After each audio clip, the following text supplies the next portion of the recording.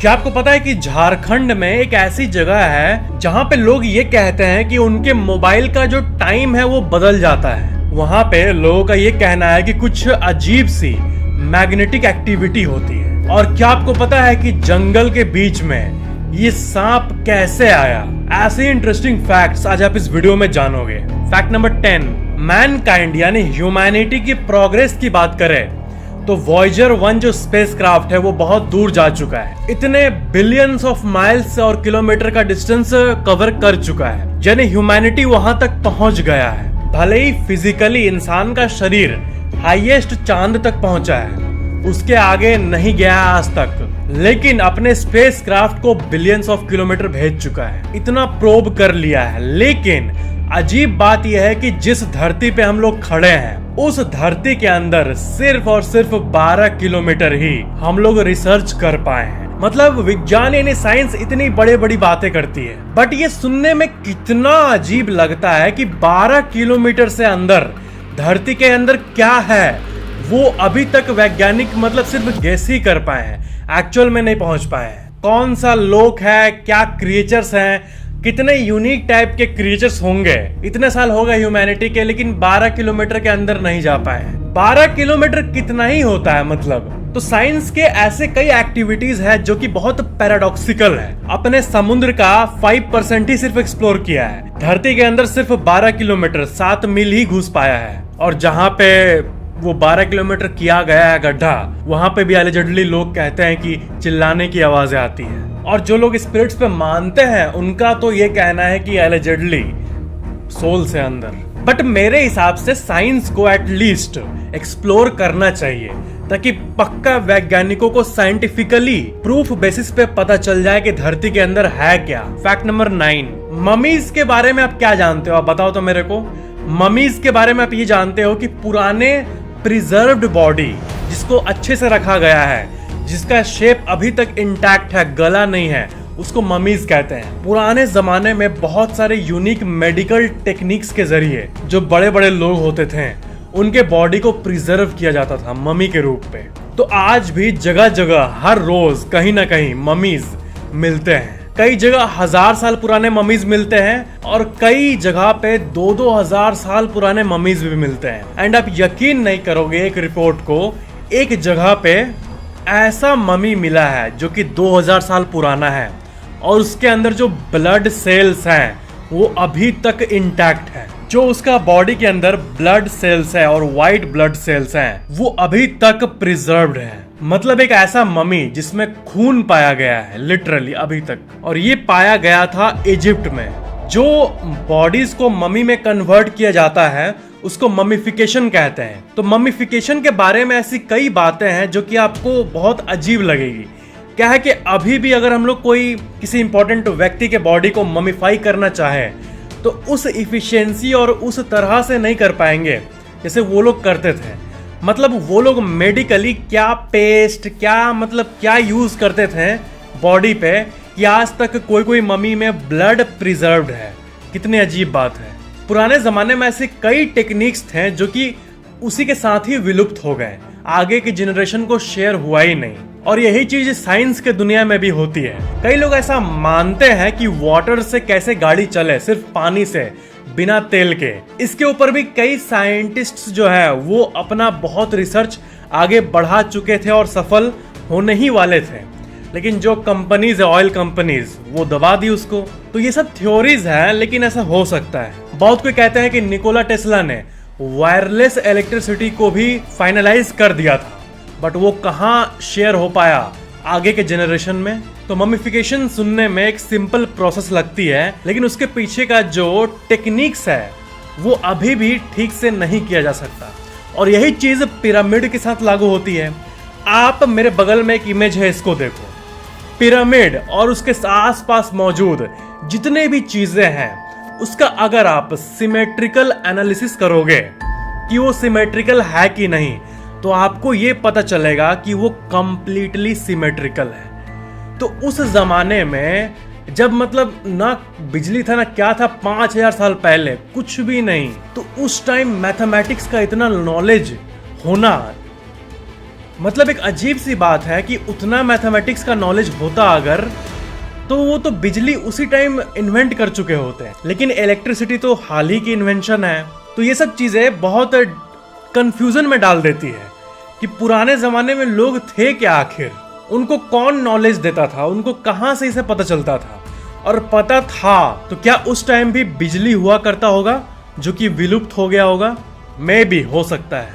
Fact number 8, आप मेरे बगल में एक मीम को देख रहे होंगे एंड ऐसे मीम्स आप देखते ही रहते होंगे कि अगर इलेक्ट्रिक कार्स बनते हैं और सब कोई इलेक्ट्रिक कार्स ही लेना शुरू कर देते हैं जिसमें कि तेल नहीं लगेगा, तो जब वो जर्नी पे कोई जाएगा तो जगह जगह रोड पे उसको चार्जिंग करना होगा, चार्जिंग पॉइंट पे। तो जब चार्जिंग पॉइंट जनरेटर से काम करता है और जनरेटर में डीजल ही तो डलाता है ना, तो इसका मतलब क्या, वो तो ओवरऑल तेल ही यूज हो रहा है ना। तो फिर काहे का इन्वायरमेंट बच रहा है, काहे का पोल्यूशन कम हो रहा है, कैसे? तो इसका आंसर ये है कि नहीं, देखो हर चीज को मीम से हम लोग ये नहीं कर सकते हैं। क्या है कि इसकी सच्चाई ये है, मैं आपको बता दूं कि ये जो बगल में डिवाइस है वो है बैकअप, वो बैकअप मशीन है। एक्चुअली में हर जगह आजकल ये अपग्रेड करने की कोशिश की जा रही है कि जो सोलर पैनल्स है उससे बैटरी चार्ज हो और फिर उसी एनर्जी को यूज करके जो चार्जिंग पॉइंट से वो काम करे और वो गाड़ी को चार्ज दे। मतलब बिल्कुल उसको इन्वायरमेंटल फ्रेंडली बनाने की कोशिश की जा रही है। लेकिन ये चीज जो है सबसे इफिशियंट, ये जो सोलर पैनल वाला धूप से बिजली होके ही वो काम करे, ये हर जगह इंप्लीमेंट नहीं हो पाई है। तो फिलहाल जो चार्जिंग पॉइंट है वो इलेक्ट्रिसिटी पे काम करता है। एंड बिजली कहाँ से आता है? बिजली आता है पावर हाउसेस से। एंड पावर हाउसेस भी आजकल एनवायरमेंटल फ्रेंडली टेक्निक्स को यूज कर रही है बिजली को जनरेट करने के लिए, ना कि पुराने जमाने की तरह कोयला को यूज करके। तो बिजली कट जब जाती है तब जो बैकअप मशीन होता है वो इस इमेज में दिख रहा है। मतलब ऐसा नहीं है कि चार्जिंग पॉइंट जो होता है रोड पे वो डीजल जनरेटर से ही 24 घंटे काम कर रहा है, वैसा नहीं होता है। वो सिर्फ टेम्पोरली कुछ मिनट्स के लिए यूज होता है, जब बिजली चली जाती है तब। फैक्ट नंबर 7, आप लोगों में से कमेंट करके बहुत लोगों ने मेरे से पूछा है कि क्या पतंग उड़ाना इलीगल है? तो इसका आंसर ये है हाँ भी और ना भी। क्योंकि according to Indian aircraft act, पतंग या फिर कोई भी ऐसी चीज जो कि हवा में उड़ती है, एटमॉस्फेरिक प्रेशर वर्क में आता है जिस चीज के लिए, वो एयरक्राफ्ट है। और अगर आप इसका डेफिनेशन देखोगे ऑफिशियल वाला, तो उसमें काइट भी इंक्लूडेड है एंड इसके लिए आपको परमिट चाहिए। तो ये तो लिखा तो हुआ है लॉ में कि ये बिना ऐसे ही हम लोग नहीं उड़ा सकते हैं, लेकिन इसका मतलब ये नहीं कि हम नहीं उड़ा सकते हैं। और दिल्ली हाई कोर्ट और बाकी कोर्ट्स ने भी यही बोला है कि ये सब कल्चरल चीजें हैं, इसको हम लोग आउटराइट बैन नहीं कर सकते हैं कि हाँ पतंग उड़ाना ही बैन कर दिए। ये क्या सेंस बनाएगा लोगों के कल्चरल वैल्यूज के लिए? तो इसलिए कोर्ट ने ये कहा है कि पतंग उड़ाना उन जगहों पे वर्जित है, इलीगल है, जहां पे आसपास एयरपोर्ट मौजूद हो, जहां पे प्लेन्स टेक ऑफ और लैंडिंग करती हो, वैसे एरिया में। और अगर कोई पतंग उड़ा रहा है और मांझे से किसी का मान लो गला कट गया या फिर ऐसा कुछ हो गया, पतंग के साथ कुछ कुछ डेंजर्स भी एसोसिएटेड होते हैं, तो उन सब चीजों के लिए अगर किसी को तकलीफ पहुंच रही है या फिर जिन जगहों पे पहुंचने के चांसेस ज्यादा होते हैं, जैसे कि एयरपोर्ट के रनवे के पास, तो उन जगहों पे उड़ाना वर्जित है। तो उस लॉ के डेफिनेशन के हिसाब से अगर कोई पतंग उड़ा रहा है और वो किसी पर्सन या किसी के प्रॉपर्टी को हार्म पहुंचा रहा है, तब उसको 2 साल के लिए जेल हो सकती है या तो 10 लाख रुपए का फाइन हो सकता है। फैक्ट नंबर 6, क्या आपको पता है कि झारखंड में एक ऐसी जगह है जिसको इंडिया का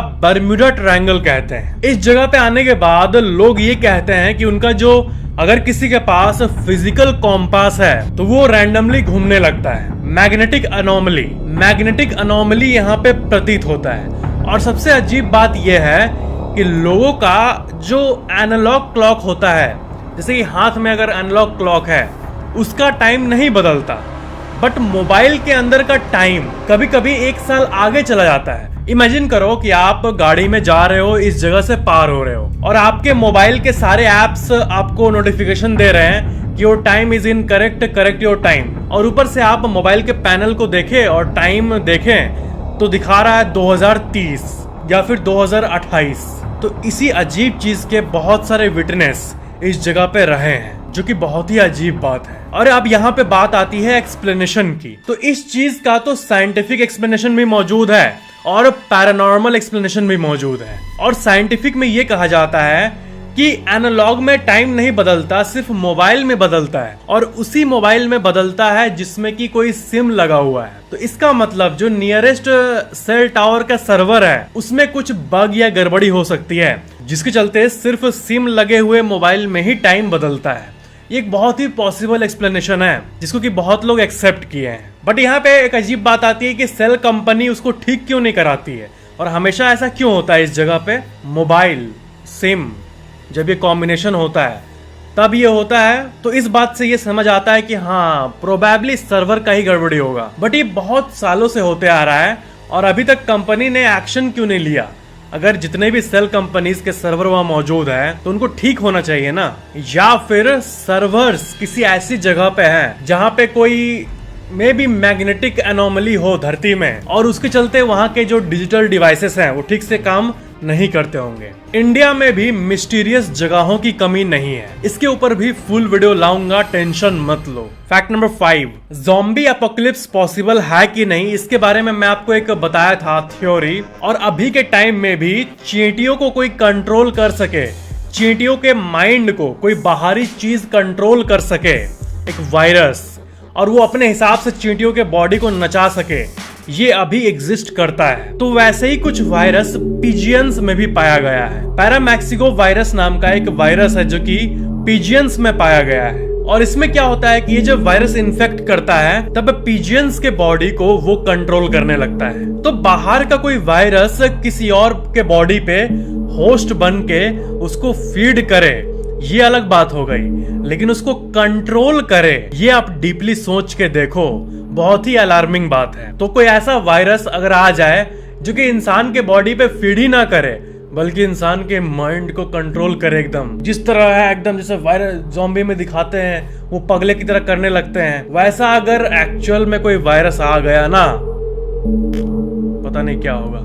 फैक्ट नंबर 4, स्पेस के बारे में एक सबसे बड़ा सवाल जो आप लोग पूछते रहते हो मेरे से कि ब्लैक होल स्पेस के दानव होते हैं, मॉन्स्टर होते हैं।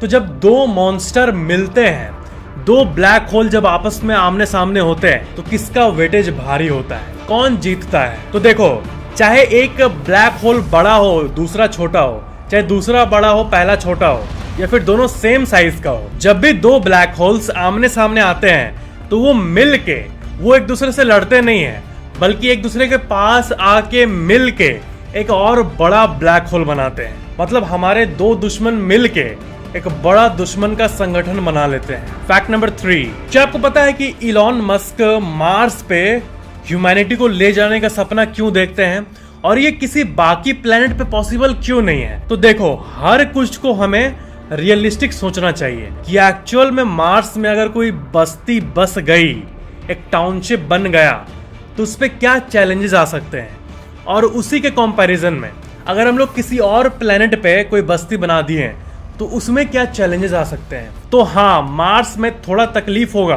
वहां का ग्रेविटी, वहां का टेम्परेचर, लेकिन बात यह है ना कि मार्स ही वो प्लेनेट है जो कि धरती के कंडीशन के सबसे करीब है, और कोई ऐसा बाहरी बॉडी नहीं है स्पेस में जिसका कंडीशन हमारे धरती से कुछ हद तक मैच करे। क्या है कि मार्स का जो ग्रेविटी है मंगल ग्रह का, वो धरती के मुकाबले 38% है। तो 38% जो है ना, इसको हम लोग झेल सकते हैं, ह्यूमैनिटी धीरे धीरे सीख सकती है। 38 का मतलब क्या हुआ कि धरती पे जब आप जंप करते हो एक फोर्स से, तो आप जितने ऊपर उठते हो उतने ही फोर्स से अगर मार्स पे उठोगे तब आप और ऊपर चले जाओगे, क्योंकि धरती आपको अगर 100 पावर से टानती है तो मार्स के पास सिर्फ 38 ही पावर है, बाकी लगभग 70 कम पावर है, इसलिए आप और ऊपर उठ के फिर नीचे गिरोगे। तो वहां पे ग्रेविटी थोड़ी सी अलग होगी, आप थोड़ा स्लो चलोगे, लेकिन फिर भी रियलिस्टिकली ये ऐसी प्रॉपर्टी है जिसको हम लोग मास्टर कर सकते हैं रहते हुए। और जहां तक टेम्परेचर की बात करें तो वो भी बहुत सिमिलर है। क्या कि ऐसा पाया गया है कि जब दोपहर का समय होता है, नून, जब सूरज दोपहर होता है मार्स में, तब वहां का टेम्परेचर 20 से 25 डिग्री होता है, एकदम उतना ही जितना हम लोग को चाहिए जीने के लिए। ऐसा कहां और मिलेगा। लेकिन रात में वो -150 डिग्री सेल्सियस तक पहुंच जाता है। तो ये रेंज बहुत ही मैजिकल रेंज है, मतलब वैज्ञानिकों के लिए तो ये बिल्कुल वरदान है। तो इसलिए मार्स को ही चूज किया गया है अगर कभी ह्यूमैनिटी को अपने आप को एक्सटेंड करना हो तो तो सवाल ये आता है कि ऐसा टेम्परेचर है तो पानी नहीं होगा। तो यही तो खोज रही है पूरे दुनिया भर की space agencies. And probably Mars के सरफेस के नीचे पानी हो सकता है, जैसे कि धरती के अंदर है। लेकिन अगर वहां पे कोई बस्ती बनाया जाए, साइंटिफिक बेस बनाया जाए, वैज्ञानिक मिल के जाएं, डिवाइसेस को लगाएं, काम क्रिया चालू करें, तब जाके वहां पानी मिल सकता है। इस बात के चांसेस बहुत हाई है। फैक्ट नंबर 2, आपको पता है ब्लैक होल का सबसे एक्यूरेट रिप्रेजेंटेशन अगर किसी मूवी में दिखाया गया है, फिल्म में, तो वो है क्रिस्टोफर नोलन की इंटरस्टेलर। ये जो मूवी है, इसको सबसे साइंटिफिकली एक्यूरेट मूवी माना जाता है। एक ब्लैक होल का सीन आता है उसमें। उस ब्लैक होल के सीन को बनाने के लिए नॉर्मल एनिमेटर्स या फिर ग्राफिक्स डिजाइनर का ही यूज नहीं किया गया है। उसके साथ साथ एक्चुअल में जो अवार्ड विनिंग फिजिसिस्ट लोग हैं, उनके मैथमेटिक्स को कंप्यूटर में सिमुलेट किया गया है। क्या है कि ब्लैक होल का सीन जो है वो कुछ मिनट्स तक होता है, लेकिन आप यकीन नहीं करोगे, सिर्फ 3-4 मिनट के सीन को बनाने की बात नहीं करते अभी। उन 4-5 मिनटों का सीन में 1 सेकंड की बात करते हैं। तो उस मूवी का ब्लैक होल का सीन का 1 सेकंड को बनाने के लिए 1 मिनट, इसको भी तोड़ना होगा हमें। 1 सेकंड में 24 फ्रेम्स होते हैं। 24 फ्रेम मिलके 1 सेकंड होता है। तो इसको समझो, 1 सेकंड का क्लिप, बस 1 सेकंड, उसको 24 हिस्से में बांटते हैं। 1 सेकंड को 24 हिस्से में बांटते हैं और उन 24 में से भी 1 को लेते हैं। तो सिर्फ 1 फ्रेम को बनाने के लिए 100 घंटे लगे हैं। 100 hours to render each frame. लगभग 4-4.5 दिन 1 फ्रेम को बनाने में लगा है। तो 1 सेकंड में 24 फ्रेम होता है, तब जाके 1 सेकंड का ब्लैक होल का क्लिप बना, और वही सीन 3-4 मिनट तक हमें दिखाया जाता है। इतना साइंटिफिकली एक्यूरेट है। और इंटरस्टेलर का बैकग्राउंड म्यूजिक, बाप रे बाप, ऑसम, गजब मूवी है। फैक्ट नंबर 1, क्या आपको पता है कि तेलंगाना में एक मंदिर है जिसको वर्ल्ड के सबसे यूनिकली डिजाइंड मंदिरों में से एक माना जाता है। ये है तेलंगाना का स्नेक टेम्पल, जिसका नाम है लक्ष्मी नरसिम्हा स्वामी टेम्पल, और ये हैदराबाद से 150 किलोमीटर दूर है। और इसके अंदर लॉर्ड कृष्ण का एक मूर्ति है। और जैसा कि आप गेस कर पा रहे होगे, हमें अगर आप यहाँ पे घूमने जाओगे तो आपको सांप के सबसे एंड पॉइंट से एंटर करना होगा, और सांप के पेट से होते हुए आपको वहां पे मुंह तक जाना होगा, अंदर ही अंदर उसके बेली यानी पेट से पास होना होगा। दैट्स गजब। तो ये थे आज के फैक्ट्स। मिलते हैं कल और अमेजिंग फैक्ट्स के साथ। वीडियो को लाइक जरूर करना, और आपको ये वीडियो कैसा लगा नीचे कमेंट जरूर करना। और अगर आपने अभी तक इस चैनल को सब्सक्राइब करके बेल आइकन ऑन नहीं किया है तो ऑन जरूर कर लेना। Thank you so much for watching this video.